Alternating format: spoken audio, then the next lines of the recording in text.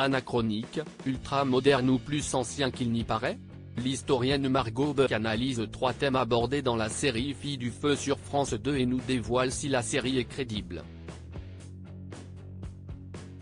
À l'aube du final de Filles du Feu ce lundi 11 septembre, Télé Loisirs revient en compagnie de Margot Boeuf, historienne conférencière, et chercheuse associée à l'Université Paris-Nanterre sur 3 sujets évoqués dans la fiction de la 2, pouvoir, violence sexuelle et anatomie. En préambule, cette dernière replace dans son contexte ce drame qui prend place en 1609, inspiré d'une histoire vraie. Le phénomène de chasse aux sorcières embrase l'Europe, notamment du Nord, au cours de l'époque moderne, atteignant son paroxysme entre 1560 et 1630.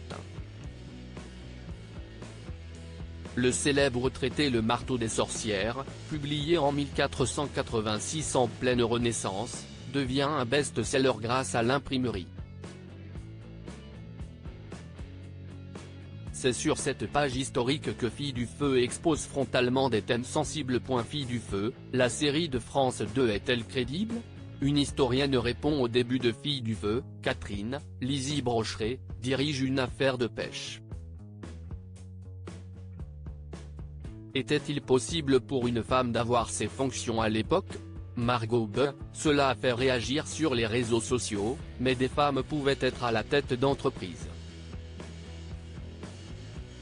Il y a eu des armatrices, souvent veuves comme Catherine. Elles exerçaient au sein d'exploitations familiales et il n'était pas rare qu'elles s'associent à des hommes de leur famille ou se remarient car elles étaient vues comme de bons partis. Dans l'épisode 3, Catherine est abusée sexuellement. Dans le suivant, Jeannette, Annabelle Lopez, très marquée par les scènes de bûcher, parle de viol. Quand apparaît ce terme en France? Juridiquement, les violences sexuelles sont évoquées dès l'Antiquité. Au fil de l'histoire, les termes et les définitions changent. Jusqu'au XVIIIe siècle, on parle de rapt, de stupre, de violement. En France, le terme viol apparaît dans le Code pénal de 1791. Mais sa définition juridique actuelle vient des années 1970 et des mouvements féministes du MLF. Je ne suis pas choqué que la série emploie ce terme ou d'autres que l'on retrouve dans les sources de l'époque moderne comme prise de force. Dans l'épisode 5, le juge de l'Ancre, Bruno de Brandt, et le médecin discutent de l'anatomie féminine.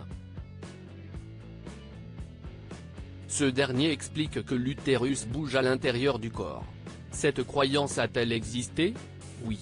Toutes les femmes étaient concernées, pas seulement les sorcières. Au XVIIe siècle, la perception de l'anatomie féminine est influencée par l'Antiquité.